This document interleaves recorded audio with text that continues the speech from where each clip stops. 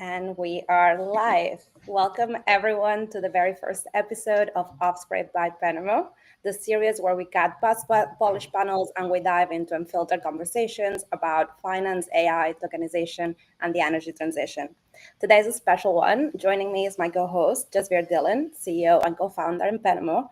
And we're thrilled to have with us Michael Grohmann, the former managing director at MainFirst Bank and now board member at Callirius. Welcome to Offscript. Thank you both. Great to have you here. Thanks a lot, Laia. Awesome. Thanks, Laia. I am, as Laia mentioned, I'm the CEO of Penomo. I'll keep it short about myself, but a little bit about Michael.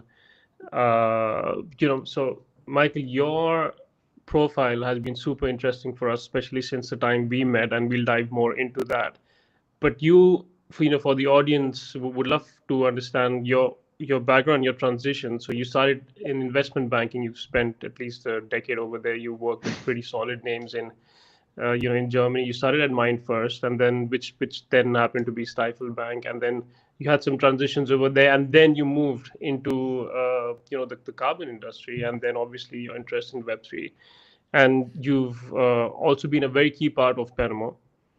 You've been helping us significantly. We'll dive into that, but we would love the audience to understand your background with more color. Yeah, sure. Thanks for having me.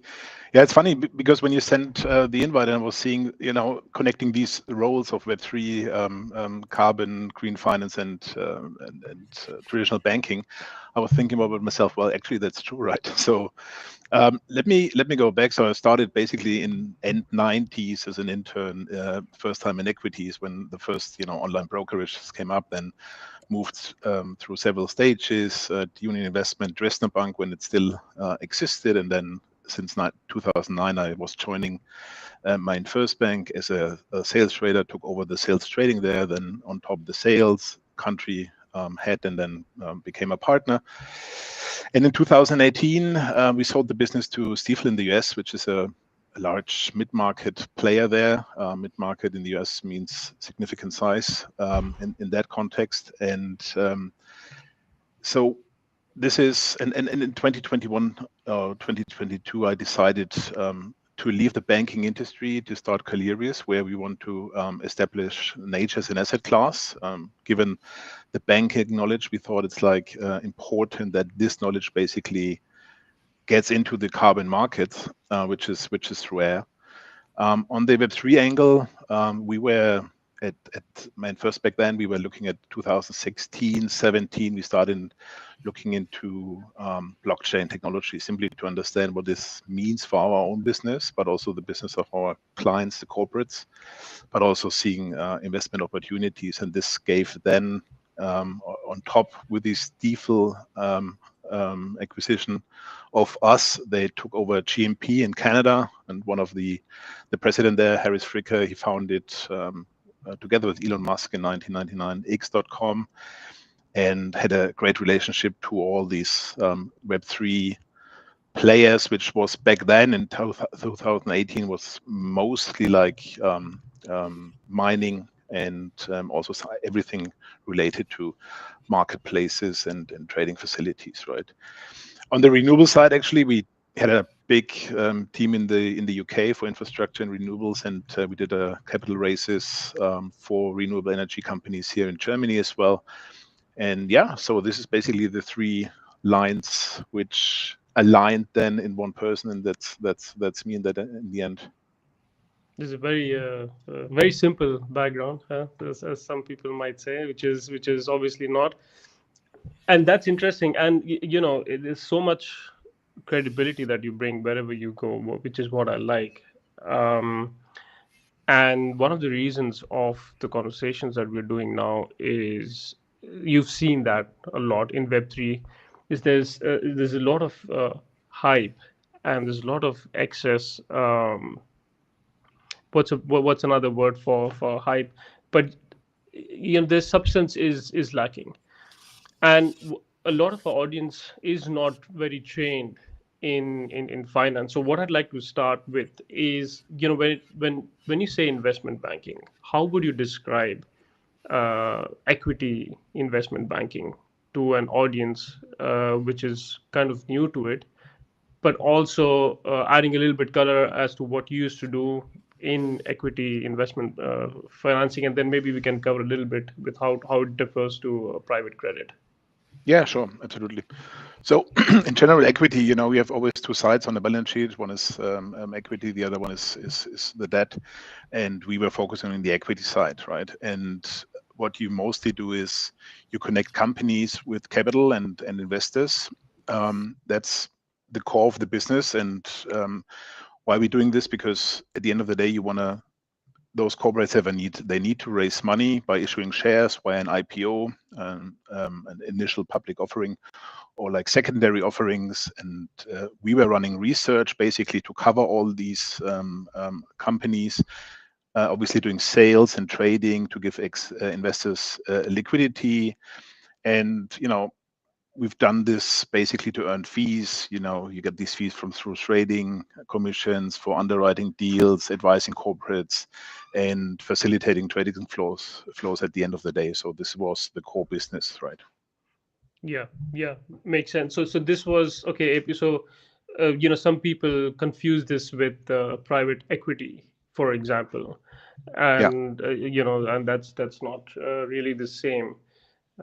That makes a lot of sense. And the markets that you covered were basically Europe at that time. Is that correct?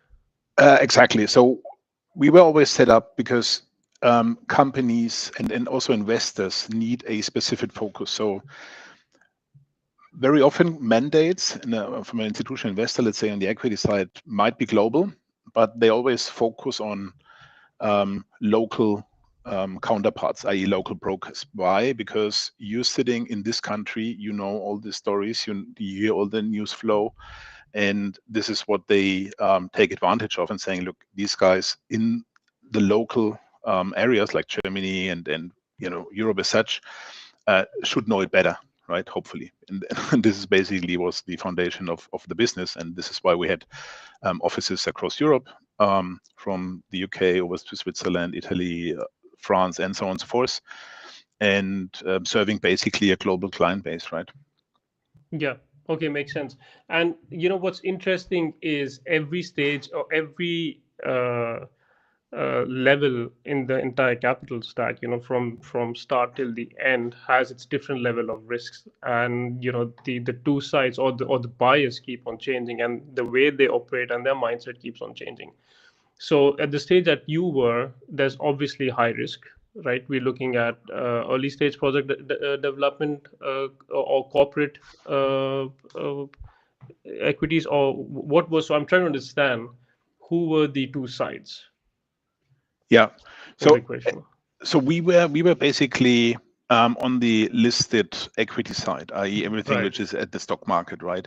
And Right. with that, it was kind of more de-risked. I mean, saying more de-risked, Right, I mean, right. in Germany we know Wirecard, so things still happen, but there is less risk, i.e. because until you are listed on a stock market, obviously you have to go through several due diligence processes. There are more than enough investors out there basically testing you every day. You need to provide sufficient material, i.e. balance sheets and quarterly reporting and so on and so forth. And the big difference is also it's a liquid asset class at the end of the day. Well, if you're coming from FX like currency trading, it's not that liquid, but most of the time it's a liquid asset. Right. Yeah. Okay. Makes sense. And hence the sales and trading made a lot of sense in that case, because it's very different to primary issuances, and that we're more used to talk about in the tokenization world. Okay. Sounds good. And so this kind of takes me to the next question. If you were, you've obviously spent a lot of time in this position and working with other deals. So if you were a CIO, right, Chief Investment Officer at a conservative bank, right? What are the key check boxes that a climate you could consider an equity product, right? A climate related or infrastructure related equity product deal should tick before you even go towards considering it as an investment case? What are the few check boxes that you look at? Yeah, I think we can even broaden that to any financial product at the end of the day, right? Sure. Because before you even send me a deck, you should make sure that you know who I am, which means that am I even allowed to invest in that asset you're offering me? Am I a bank treasurer? Am I a mutual fund? Am I a family office, which has totally different rules of the game or implying rules of the game? And if you don't know my mandate, you're kind of already out, to be honest. And then you have to check the basics and hygiene factors, like, okay, what is your ticket size? Can you even invest in a small market cap? What is the concentration? Can I size it within my limits? What is the yield if it comes to a debt product, for example? What is the duration? Does it match with my book? And so on and so forth. And if you miss out on those hygiene factors, then you're basically dead on arrival, right? You have to remember one thing. I mean, CIO and the whole team, the asset managers, they see dozens of decks and proposals every week, if not day. And well, at the end of the day, if there is a slightest mismatch or doubt about the fit, the product will be passed over immediately. So you have to do your homework on the mandate of your counterpart and the constraints, because he has to assess super quickly if your, let's say, climate or infrastructure credit product or whatever it is at the end of the day delivers on his fiduciary duties. That's interesting. You mentioned like the barrier is high because there's so much that you have to process, and if you are getting uh, content on your desk in forms of deal flow, it can be anything, and if it's not passing those barriers, you don't have time to sit and process everything, give everybody feedback. And this kind of also explains why the success rates of deals going from zero to closure are simply not that high. And what I've seen so far in banking, in institutional finance, is your relations with the right people do matter a lot. And everything, in my opinion, from my experience, is rooted in risk and trust. Yeah. So if there is somebody making an introduction, if from a reliable person that I know in the same industry, uh, that will be preferred far more than something that I see online or something that just simply is passing my desk. Is that something that you've seen as well when it comes to deal making or recommendations? Yeah, look, 100%, right? So first of all, I mean, there are two things, right? So number one is regulation and yield requirements set basically a clear boundary on what an investor can do and what he can't do, which means virtually every financial product faces a significant competition. And if there is no competition, you better should check if it's really a product. So then the question is, if everybody sells the same, how can you differentiate it, right? And so one is obviously clearing the hurdles we just talked before, and the other one, it ultimately comes down to trust, right? So the capital allocators, investors, and asset managers, and so on and so forth, they have mandates they must deliver on, and they need absolute confidence that you can help them to achieve those objectives reliably, right? So these hygiene factors plus the trust, then you're more than halfway through if you kind of deliver the right product to them. Right, right. Yeah, absolutely. But that's just the and even there, once you get to that point, that's just start of the game. That just kind of helps you get your foot into the door, but it's never a guarantee that No. it's going to work. And then that brings me to the next question, which is, in what in your opinion, in your experience, shortens the path to go from uh, zero to closure, to give the person the confidence. Yes, some keeping good hygiene, that's true, but there's obviously the entire due diligence process that happens in between. uh, what are the things you've seen where you've seen, okay, this is the reason why this deal has moved fast, this is the reason why it's been stuck? Yeah. Well, it a little bit depends on the asset class, right? If you're talking VC or Sure. equities, but let's take equities for that example. So there are things like right timing. Let's say a fund just loses millions or billions of assets because they lost one institutional investor or what have you, right? Then it's not the right time to call him in, because he has to sell. If you he has to sell parts of his portfolio. If you then wanna sell him a new asset, it won't work. So it's like really, it always comes down to know your client. That's the most important thing. You have to be, what is investment styles, what is key for him, and you have to help him basically throughout, not only like once but over a long time, right? And so winning, or from the first meeting to allocation, to get something allocated, again, depends on the asset class, but it's not a sprint, it's really a marathon. And once you build the trust, then this whole part, it accelerates, because then he knows, okay, this guy is reliable, this guy helps me to deliver on my mandate. So I'm rather rather invest faster than I normally would do, because I have this trust in him. Repeating myself, but it always comes down, know your client, and he has to trust you. Makes sense, and that's how capital has been moving. I think since it has begun, and Yeah. this brings me to the next question: where do you see the key differences, especially in the mandates or the mindset of the large institutions, could be a bank, and compared to the private guys, like family Yeah. offices, multifamily offices, high net worth Yeah. individuals even? Yeah. Well, there are quite a few things, right?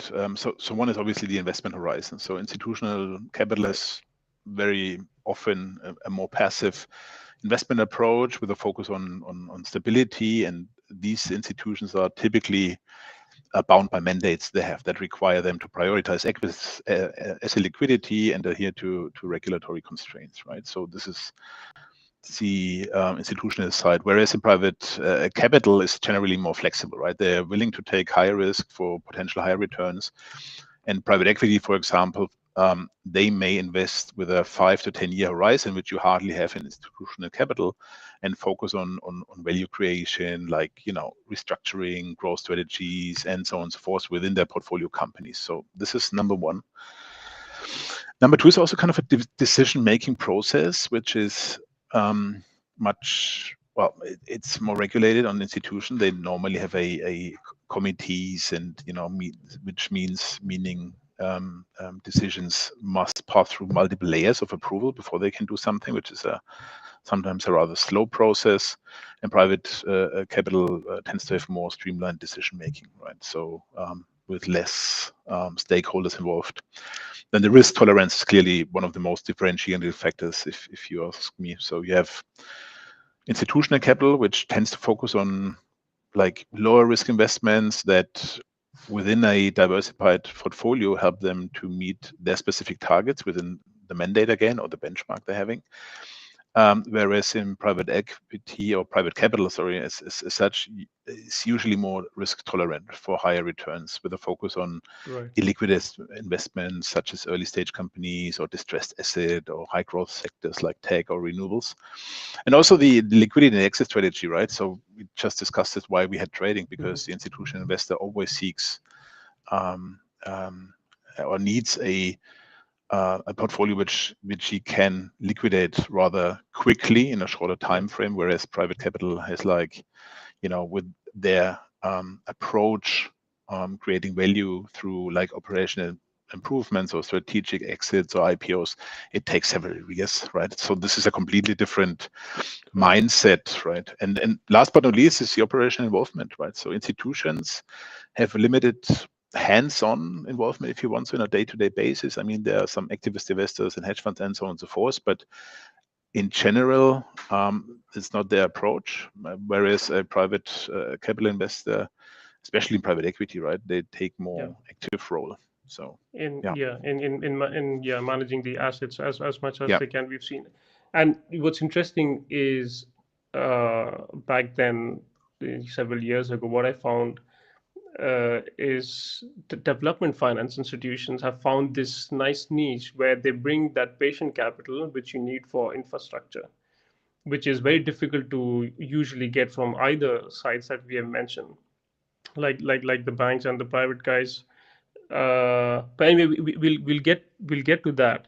But again, when I hear you saying these things, everything, the reason and the point of decision making is usually comes down to risk, and if it is matching their mandate, Yeah. or not.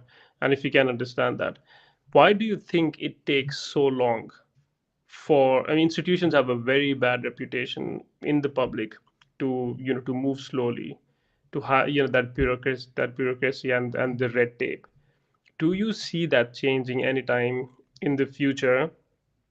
What I mean is, do you see the executives or the working engine of an institution change the way they do things to make things faster? I'm not talking about adoption of tokenization or such. Or do you think institutions will always remain the same and there's a solid reason why they're slow? There is a solid reason why they're slow. Banks, asset managers, insurance companies are not there for innovation. They are not Yeah. trendsetters, they're followers. And this has regulatory reasons. They simply can't, right?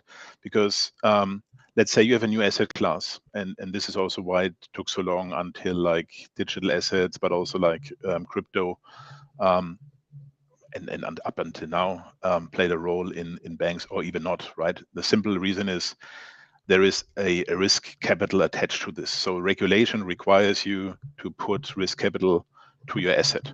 And the higher the risk, the higher the risk capital you have to keep for that asset.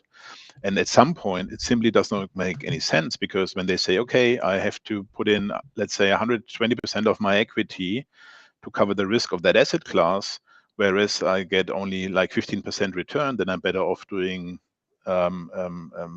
any bond out there, like like a German AAA bond for 10 years, because then I have in a risk-weighted return, it's much more attractive for me, and that's it. And as soon as the regulation kicks in, and data and everything you have, a risk mitigation process starts, which then basically helps the banks to move faster, and then also on a lower yield expectation. So by definition, they simply can't. And then there are simply processes, and they might speed up, right, within the decision making, because you get faster data. This has to do with AI. This has to do maybe with blockchain at some point, right, when it comes to settlement and clearing and so on and so forth, and trust and transparency. So those processes might speed up, but the biggest bulk of time comes from regulation, which is not adapting as fast as asset classes or any asset out there. It's a very interesting point you made. So regulation is absolutely a speed bottleneck, which is the reason why we see the UAE making big waves in tokenized finance and digital assets, because they're just making everything natively on chain. Or the regulation is allowing that, and when the regulation is on board and things move fast, everything else moves fast as well. That's interesting. And one thing you mentioned here is, yes, absolutely, AI. I mean, this is a big part of what we're doing at Penomo with with Credos. We've you know it already. Yeah. One of the key things I've seen, the young guys, your young guys, I mean the startups who are trying to solve these internal pain points for institutions struggle with, is finding the right decision maker, the gatekeeper for that specific function in that institution. I'm sure you've seen this before. I'm sure you've been approached to solve a few things by other startups when you were at Mine and Stifel.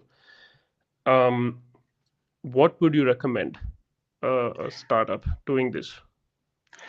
Yeah, well, we have to keep in mind who is sitting at the table, right? So especially when it comes to a new asset class or something, let's stick with the new asset class. It's not only the CIO or the asset manager who has to understand what's happening. It's legal, it's risk, it's compliance, it's accounting, right? And all these guys have a say, because it's nice, the risk manager will say, look, we can't handle that risk. The accountant says, look, how do I book that even, right? And so on and so forth. So you have to convince all these parties. So even if the asset manager and the portfolio manager says, yeah, that's a great idea, let's go, then the risk manager might say no, because look at the market risk. If you buy this position, you own like 20% of this company. It takes us 100 days to get out because of the low trading volumes, right? When we talk about equities, and then the deal is toast. As easy as that, right? Yeah. So you need an answer for everybody, which is complex because you normally don't have those profiles right away in a startup, so that everyone can handle a CFO with the accounting guys, with the risk guys, because it's so diverse profiles that it's getting really complex, right? Yeah, and that's you made a great point here, and that's one of the reasons where. So now let's take this, right. I'm just going to connect a small dot here in Web3. In Web3, uh, people have been used to such short cycles for returns and for yields, and this like a massive amount of impatience that grows. So, and Yeah. we see it sometimes as well. So Penomo is right now, sits at Web 2.5 because we are not very native on chain. We are not, and there's a reason. There's a solid reason for that, and you know it. And we see a lot of members in our community and the audience grow very impatient because we want to learn more what's happening and why are things not moving fast. And that's so you've basically described the reason. The cycle is just long and it takes time. And the simple things, right? If you miss a day, like we've seen this, if he missed one meeting day with a gatekeeper at, let's say, at a big corporate or a big bank or institution, that person goes on a vacation for 2 months, or let's say even 3 weeks. He comes back, he has 3 weeks worth of work at his desk, and then you're not your highest priority, his her Exactly. highest priority, and things roll. And it's not so that's interesting. And since we speak about Web3, I'll add one question here. A lot of people in Web3 have demonized institutions, right? Institutions are bad for the planet, take back control. So that narrative has been going around a lot. In your opinion, do you think institutions are all that bad, or all that evil, or are they important? I have my say on this. I think they're Yeah. important for many things. I think that they can make things happen which you simply cannot, especially at the infrastructure level. But I'm keen to know, what do you think? Because you've seen both sides. Yeah. No, they're not that bad. I mean, all these stories I keep hearing from banking, and I'm super objective here, right? Because Yeah. I think there are things going wrong in banking, but what you see in press is maybe spot 0% of what's really happening out there, because 99.999% of everything works in banking. Let's put it that way. And the other question is, let's take back control. Yeah, great, let's do this, but let's build the infrastructure first, right? Because it starts with settlement and clearing, right? You have a pension fund. How you even think he should invest into Web3 if he doesn't want to deal with a wallet or something like that? So if the infrastructure is not there, how you expect institutional money to flow in? If the data is not there, if the collateral is not clear, and so on and so forth.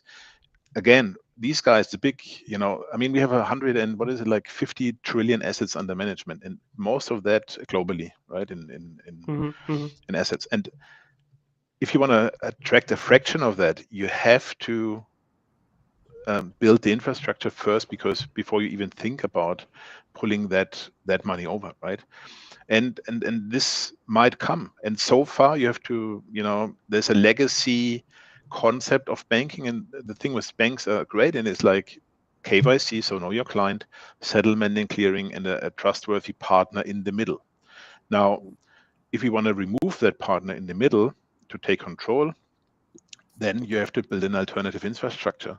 But how many of those assets, of these 150 trillion, you really can tackle with the infrastructure of the status quo? Don't get me wrong, I'm a big believer in Web3, obviously, and I think there's a lot of good coming, but it simply, again, takes time. And I mean, just think about the core banking systems we're having. I mean, there's these funny stories out there which are programmed in Cobalt, and all the programmers are basically retired and yeah, hardly exist anymore, right? Understanding because these core banking adopted IT very quickly, and then they built in the 80s and 90s, and these core banking systems were built around is the core, and with that they built so many applications on top of that it to change that, it simply takes time.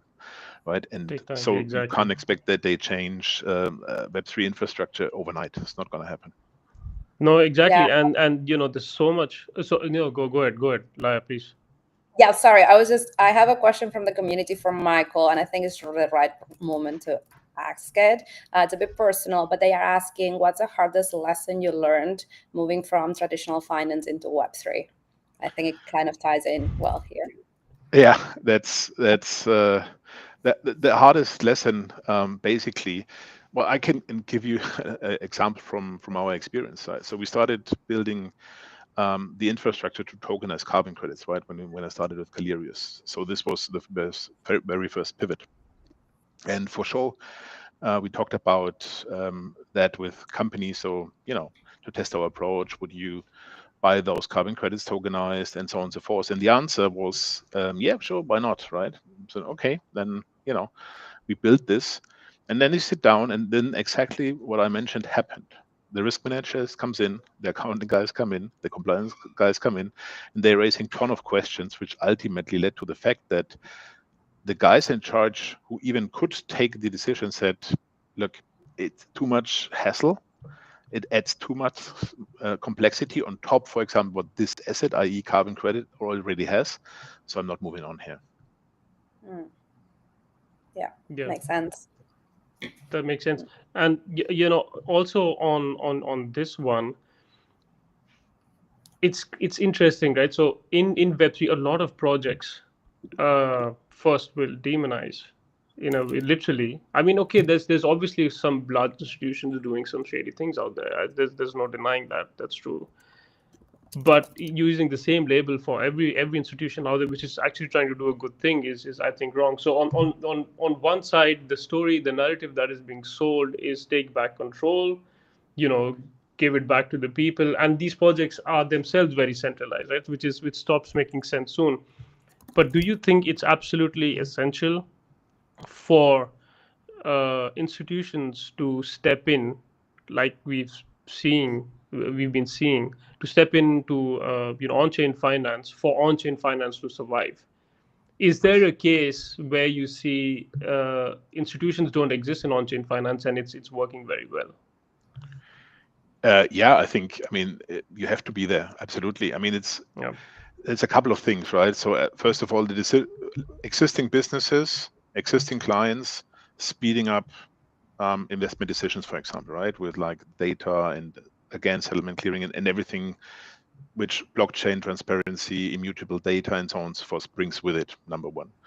Number two is simply, I mean, we're talking, what is it, market cap of crypto, like some 3.5 trillion these days, right? I mean, mostly skewed to Bitcoin, sure, but yeah, these are pockets you want to tackle at the end of the day. So, and those wallets, they don't want necessarily to leave the Web3 narrative. So either you come up with a product which fits their narrative, or you might miss out on those assets, right? And on top of that, there are just simply new business cases coming up, fractionalization, new concepts, new access to asset class, which was just like for private equity, for example, and so on and so forth. And all of a sudden, a whole new market pops up. So it is crucial for banks, in my opinion, to work on digital assets, right, in any form. Yeah, absolutely makes sense. And we're seeing. So I think that's it's inevitable, right? Because where did Web3 capital really come from? I mean, it's appeared from Web2. It's a descendant, right? So it's not like new money has been printed and is coming into Web3. So you can't really disengage from that. You have to transition, and if you help the institutions transition, because they are moving the maximum amount of, or there's a few centralized platforms which are moving that volume of capital on which the world actually runs, and you simply cannot say that you guys f off and we're gonna take charge now. That simply doesn't work. Exactly. Sounds good. I'd like to come a little bit towards your transition, which is also in this same field where we are, which is climate-based assets. And you mentioned a very nice thing. I like that phrasing, which is also what we use, which is nature as an asset class. What made you transition from what you were doing, with investment banking and Stifel, and to transition into voluntary carbon markets and start Callirius? Yeah. Well, we had a couple of conversations back then at the bank with investors and corporates, and one major topic back then was when you ask them what keeps you awake at night, the response was very often the same. So either as a company, the decarbonization strategy, or the ESG elements in a, let's say, equity portfolio, for example, right? If you're an asset manager. And when we probe that further, you realize that the final component of that strategy, i.e. the compensation element for hard-to-abate emission, was the weakest links, because the companies know they have a risk in their books because they are hard-to-abate emissions. There is pressure from regulation, from customers, from shareholders, and so on and so forth, right? And these seem far away because you only claim to be net zero in, let's say, 10 years. Having said that, those very long lead times in those carbon sequestration projects lead to the fact that you should react rather sooner than later, right? And we had last year a big French company. We had a workshop with them on these carbon markets, and the CFO said to us, and this was like the wow effect. He said, "Look, guys, I know I have 100 million euro risk now in my books, given my capital, given my climate targets. How can we make sure that this is not becoming a billion euro risk in 10 years, right?" And then you say, okay.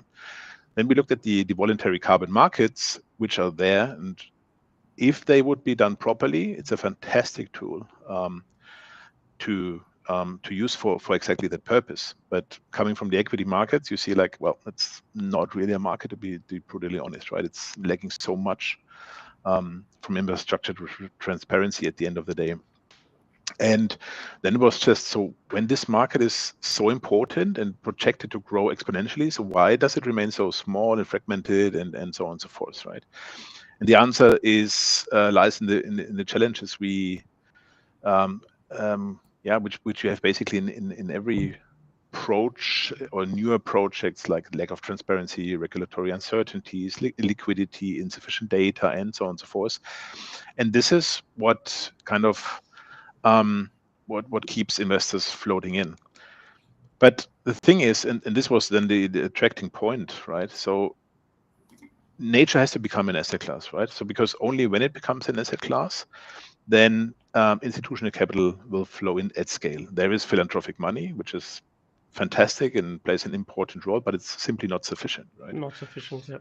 So, I mean, the World Bank states that we need like $1 trillion to stay on this 1.5 degree global warming pathway from the Paris goals. If we can achieve 1.5, I mean, we doubt it meanwhile, but let's just leave it there for a second. And this sounds like a huge figure, right? 1.1 trillion every year. But at the end of the day, it represents only 0.6% basically of global assets under management. And if you translate that, in other words, like safeguarding the future of our planet and our kids, including mine, which also was a big trigger, requires allocating less than 1% of global capital. And then you say like, okay, that is an objective that's not only essential, but entirely achievable. So let's work on that. That was the reason why we moved to Callirius, left the golden cage of banking to suffer in a startup. Well, and you've been suffering well, right? I mean, I've seen that, and which is it's also a very powerful motivation to build something in this space, which is also one of the reasons why a lot of people connect with Penomo as well. VCM, voluntary carbon markets, has seen, and I want to talk about where do you see tokenization playing a role, and where do you see it really not make sense? We'll come to that next. Yeah. But I just want to touch quickly on VCM. We've seen a dip in voluntary carbon market, functioning or demand in between, but it's coming back again. Yeah. Why do you think that that happened? There were some cases with Vera, for example, in the certification processes, they were not being transparent and things like this. I think transparency has been a key issue here. Liquidity has been a key issue here. What do you see? What do you think were the reasons why the dip happened and why it's coming back up? Yeah.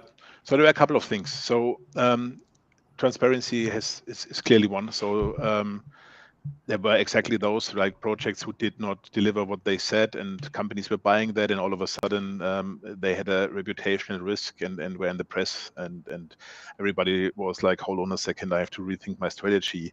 Then on top, there were like in Europe, you can be sued now if you claim yourself I'm climate neutral, which also made a lot of, it was a product sold, right? So just buy carbon credits and then you can claim your climate neutral, which is great that this stopped, but it also made companies just stop thinking or using the whole concept of carbon markets, right? On top, very simple, it's also the geo or the macro data and all these geopolitical tensions we're having out there, that companies say, look, I really have other problems these days, right? My supply chain is disrupted, yields are going up, and so on and so forth, right?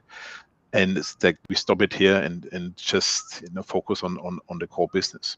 So that was basically the reason why, on top of these problems which existed before and still there, like fragmented, opaque market, inconsistent, tons of standards and regulation, and so on and so forth. So this is the reason why it did not work, or like it should, right? And funny enough, the transparency element was one we were tackling, because we're doing the diligence on our projects and everything, because we see it from an investor's perspective, but it simply doesn't help you if the whole market kind of collapses, right? Let's be frank.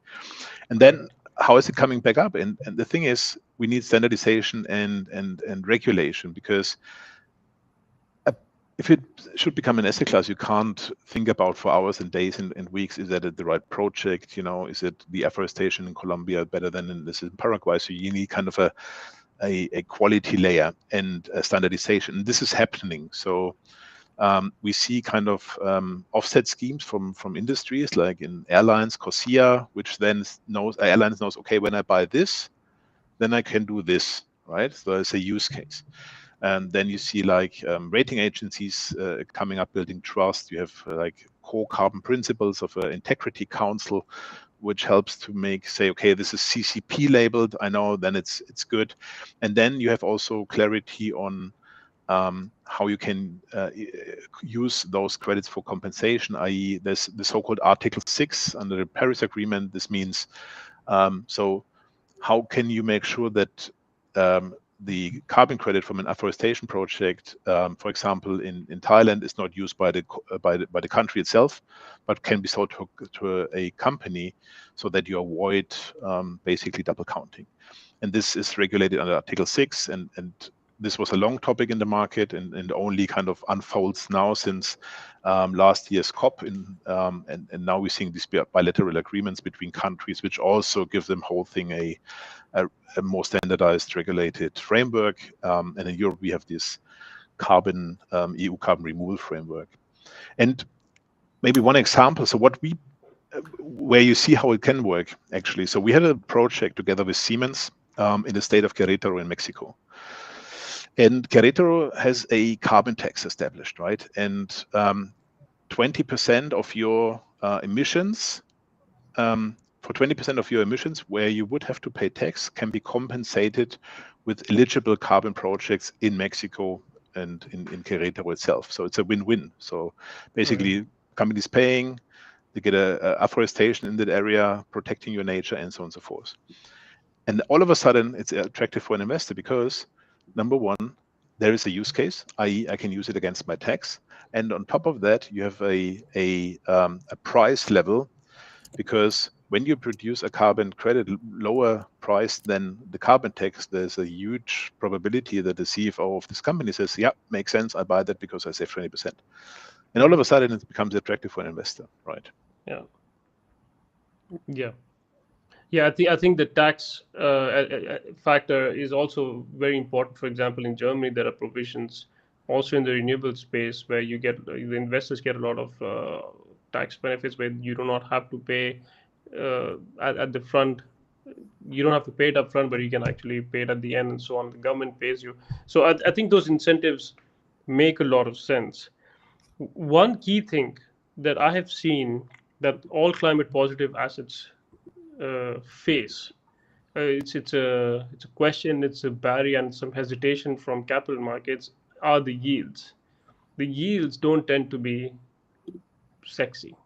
Yeah. They don't tend to be very high in general.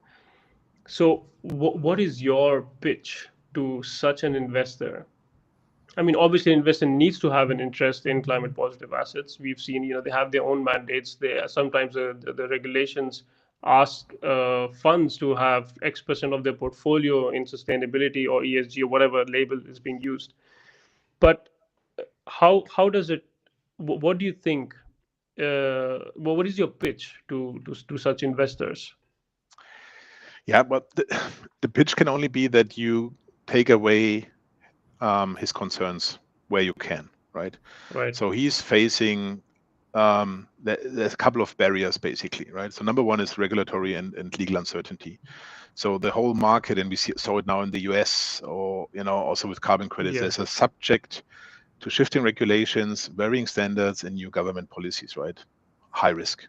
Then there's a lack of track record and also lack of proven success. As simple as that. If you take carbon capture projects or green hydrogen, there is limited performance data. So you Yeah. can't de-risk it either on the data side.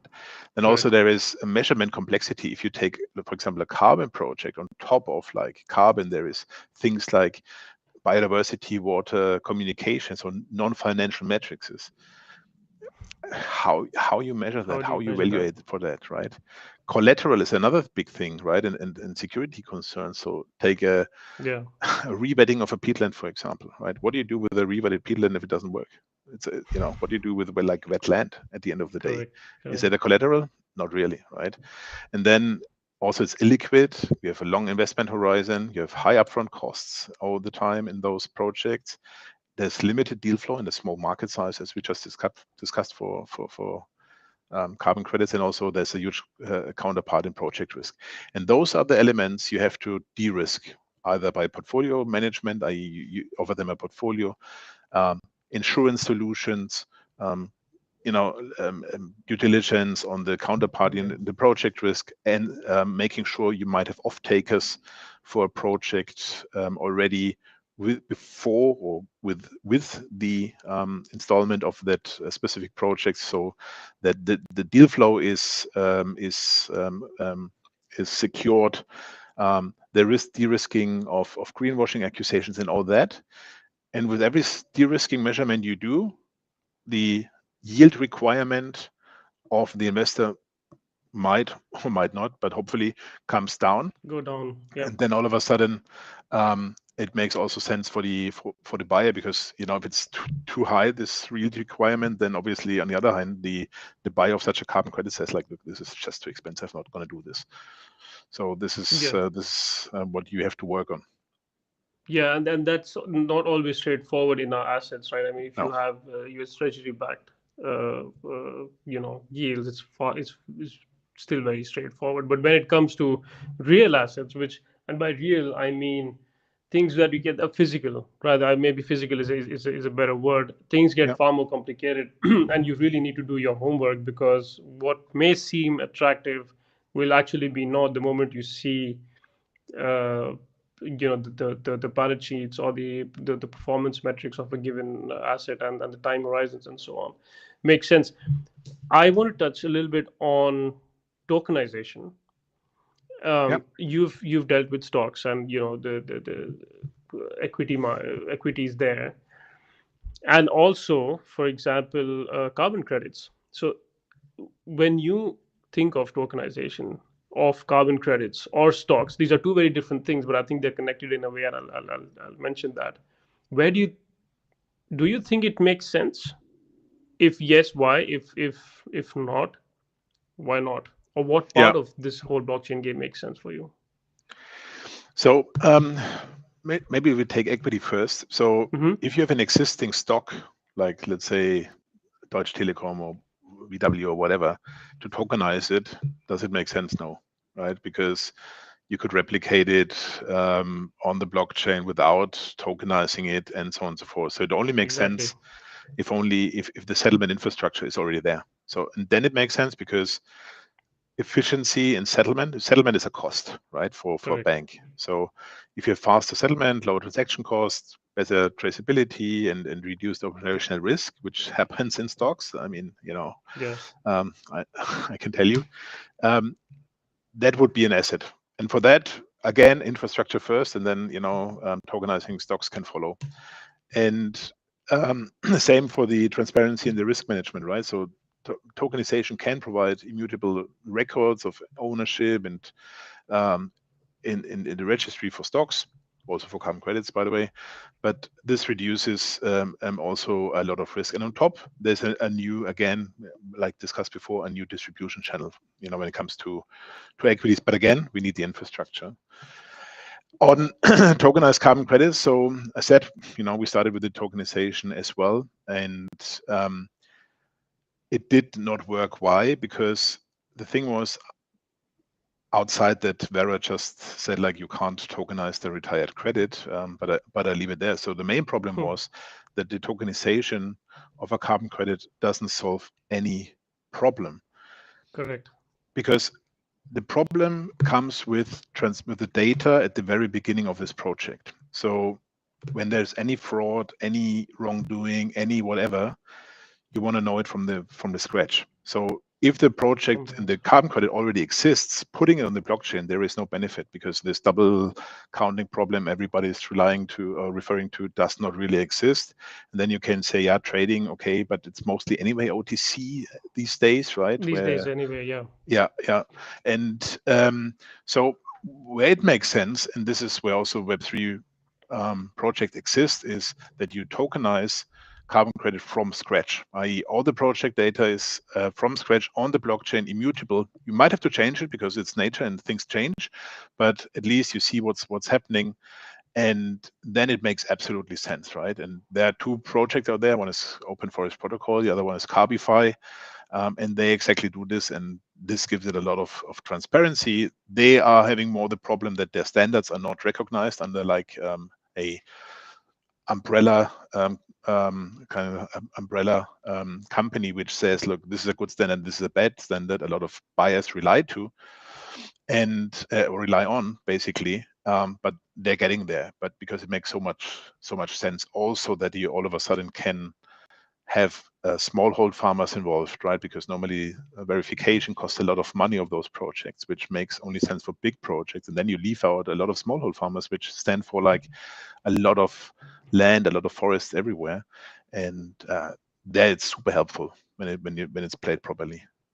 Yeah, correct. And this is what I've seen, right? So people carry this notion that tokenization is just going to solve, is the holy grail for finance, is going to solve all your problems. It's so false, because you really need to understand what's happening with the underlying asset.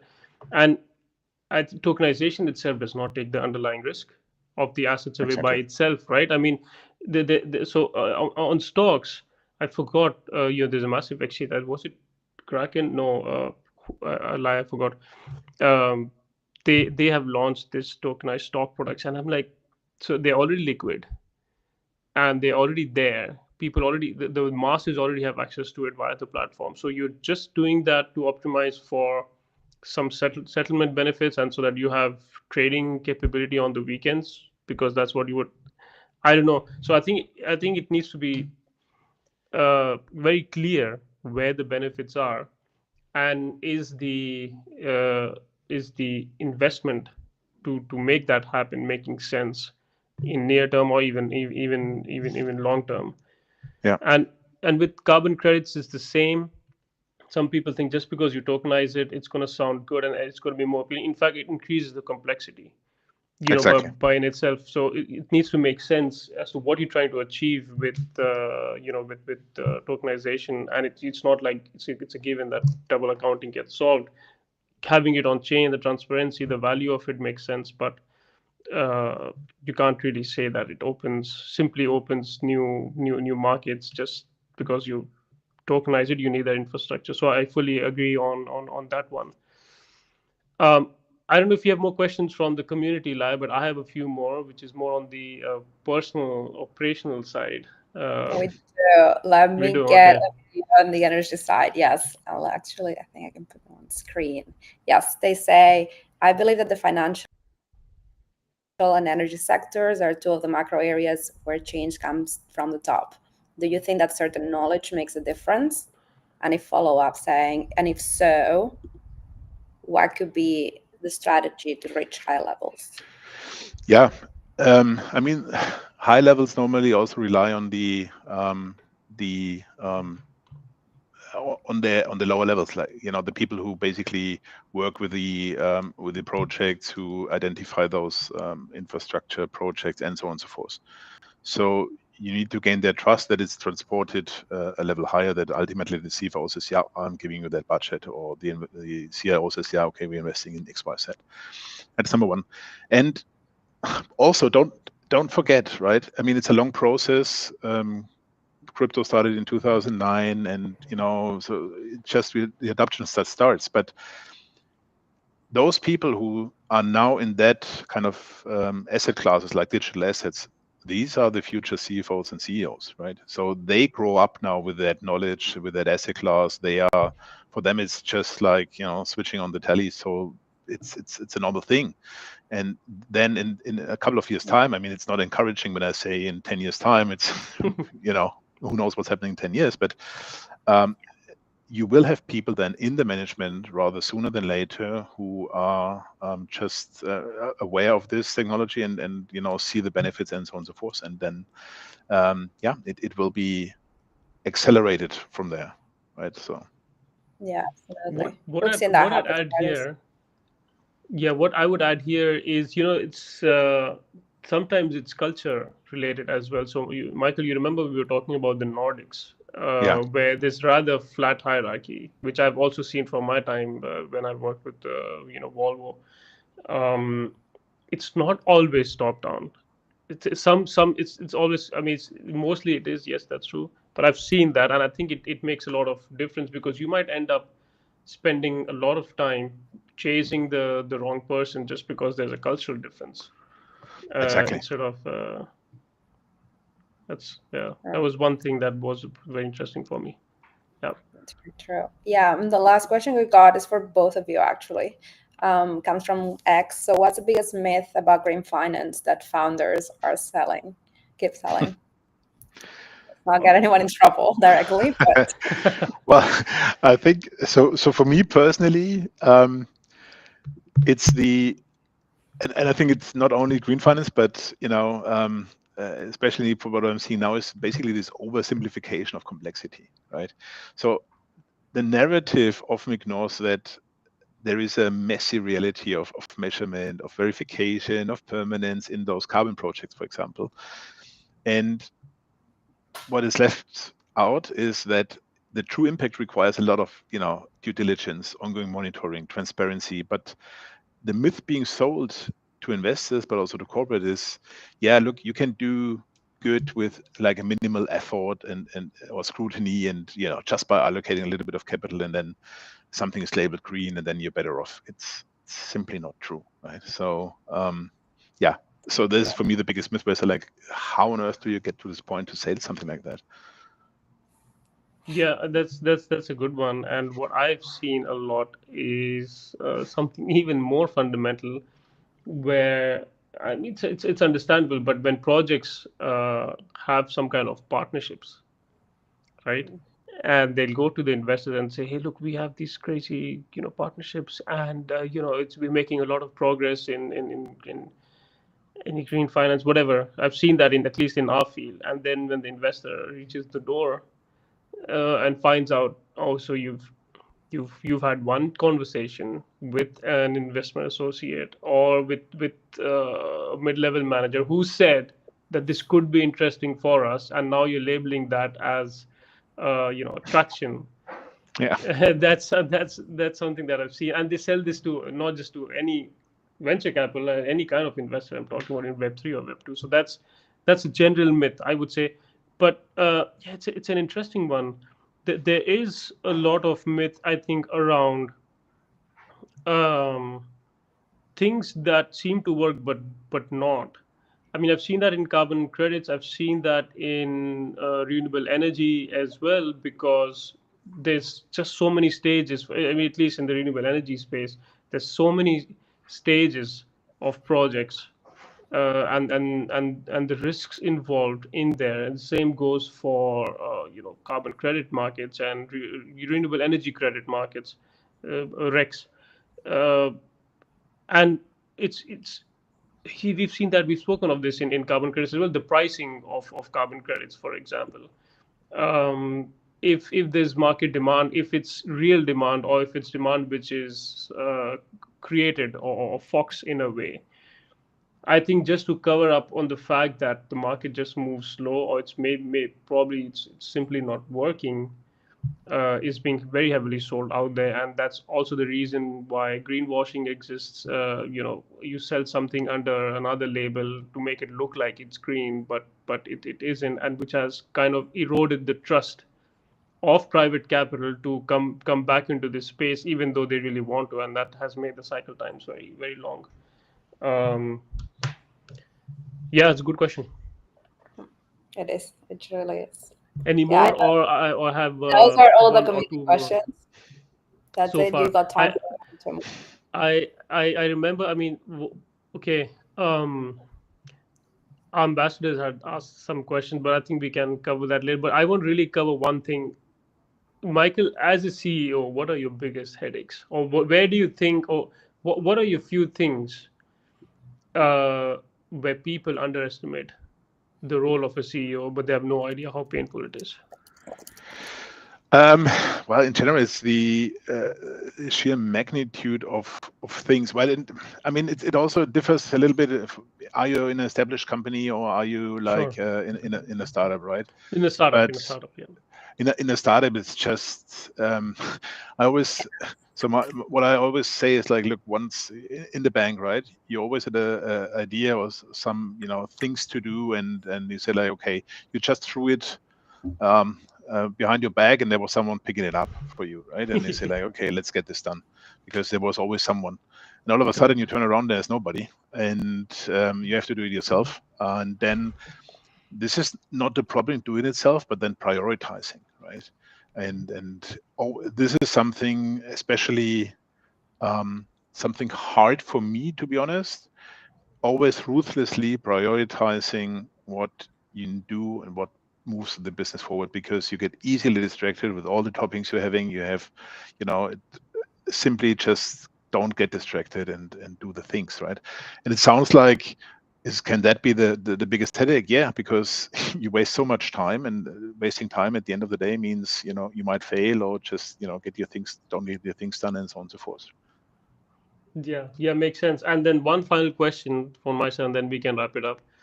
How do you optimize your energy and focus to to stay at the best game in your role?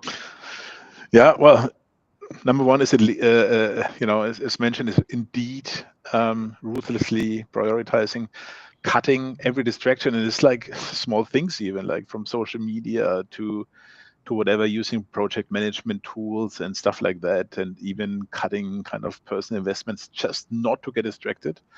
And because it's all eats up time, and makes you then impatient, and so on and so forth. And the rest is taking time and spending time with the family, and do sports, right? You cannot run a marathon every day for like 10 years in a row. No. And both things, like prioritizing and really taking a break sometimes, is something I had to learn, to be honest, simply because in the bank, when you started, especially at the very beginning, when you were junior, you're tied to open hours at the stock market, for example, right? And in that time, which starts at like 6:30 in the morning, where you prepare things until, like, if there is no placement or nothing, then you end up at like 6:30 again. And in these 12 hours, it's like constant pressure, right? Phone rings, chats pop up, stock market reports, what have you. So you're in this kind of hamster wheel, and you can't take yourself out. And then when you keep on doing this in a startup, you run out of energy quite quickly. So it's really important. Take a step back, go out for like 30 minutes, do a run or whatever you're up to, and then come back and sit down with a fresh mind and move on. Yeah, no, absolutely. For me, what has worked is getting up early. I think you are an early riser as well. Yeah. I've seen that, and that kind of gives you a head start to the day. But what I do, I derive a lot of energy from my team. So having and my team, most of them, they don't know it, right? Because that I am extracting energy from them. But it's basically having a good rapport with them is something that drives me, and anything that comes back from the community or from the clients is I mean, this is the same for you. When you have these things, they just boost you a lot, because at the end of the day, these are the things that do matter. I wanted to go a little bit deeper, but I don't think we have time on decision making, and how to identify the high performing operators, because we spoke a little bit before on COOs and what their role is, and it's a very different skill set you need for that. But I think we have a lot for a second call, I would say, in the future, and we would cover this there. But I think I would say this is it's time to wrap up for this call. I love the conversation. Yeah, it's been a great enjoyed as well. Thank you Thank so you very much, much, guys. Thanks, Thank you, guys. Thank you. Bye-bye. Take care. Bye. Thank you. And thank you, everyone, for joining today.